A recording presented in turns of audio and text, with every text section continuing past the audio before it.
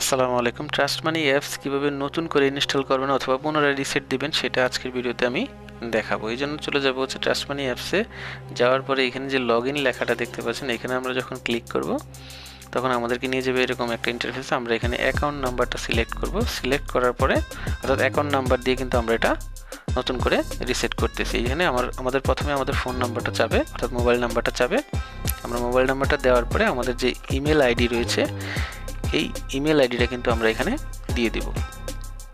Email ID দেওয়া হয়ে গেলে আমরা যেই অ্যাকাউন্টের এগেনস্ট এটা খুলতে চাচ্ছি সেই অ্যাকাউন্ট নাম্বারটা এখানে দিয়ে দিব।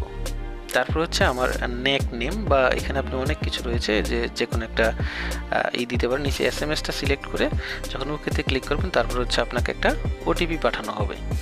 এই ওটিপিটা যখন আপনি এখানে দিয়ে দিবেন এবং সাবমিট করে দিলে আপনার হচ্ছে লগ ইন করতে পারবেন। এখন আপনাকে একটা ইউজার আইডি এবং হচ্ছে একটা অস্থায়ী পাসওয়ার্ড এসএমএস এর মাধ্যমে পাঠানো হবে ট্রাস্ট ব্যাংক থেকে।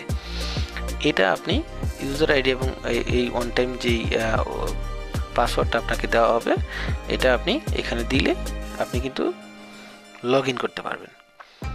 যখন লগ ইন করবেন তখন এই ডিভাইসে দেখতে পাচ্ছেন ডান পাশে যে অ্যাড ডিভাইস নামে একটা অপশন আছে, এখানে ক্লিক করলে আপনার এই ডিভাইসটা এই অ্যাপসের সাথে কানেক্ট হয়ে যাবে। তারপর হচ্ছে এরকম একটা ইন্টারফেস আসবে। এখানে আপনি দেখতে পাচ্ছেন অ্যাকাউন্ট যেখানে লেখা আছে সিলেক্ট করবেন, তারপর ওই ন্যারেশনটা আবার দিবেন।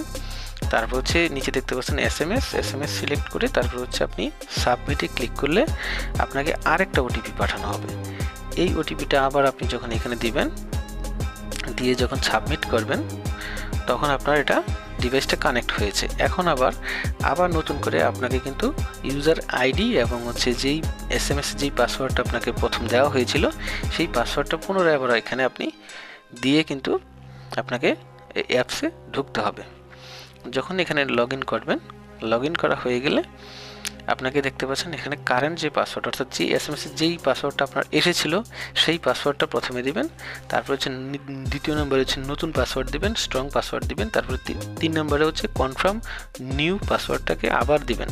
দেওয়া হয়ে গেলে কনফার্ম যখন করবেন তখন সাকসেসফুলি দেখতে পাচ্ছেন আপনার এখানে দেখাবে এবং কন্টিনিউতে ক্লিক করলে আপনি কিন্তু এরকম একটা ইন্টারফেসে চলে আসবেন। এখানে আবার আপনার যেই পাসওয়ার্ডটা আপনি নতুন করে সেট করেছিলেন এই পাসওয়ার্ডটা দিয়ে কিন্তু এখন আপনি অ্যাপসে ঢুকতে পারবেন এবং অ্যাপসে যত যাবতীয় কার্যক্রম আগে যেরকম করতেছিলেন ঠিক এরকমভাবে করতে পারবেন। তো বন্ধুরা, এখানে কিন্তু আপনাকে একটা কাজ করতে হবে, সেটা হচ্ছে ইন্টারনেট ব্যাংকিংটা অন করার জন্য আপনার যে কোনো ব্রাঞ্চে গিয়ে আপনি কিন্তু একটা ফর্ম পূরণ করবেন। এখানে ইমেল আইডি আপনার ফোন নাম্বার দিয়ে কিন্তু এই ফর্মটা পূরণ করতে হয়। তো বন্ধুরা, এই ছিল আজকের এই ভিডিও ভালো লাগলে প্লিজ আমার এই চ্যানেলটাকে জাস্ট সাবস্ক্রাইব করবেন, আর যদি ফেসবুক থেকে দেখেন তাহলে পেজটাকে ফলো দিবেন। কথা বলবো পরবর্তী ভিডিওতে নতুন কোনো বিষয় নিয়ে। আল্লাহ হাফেজ।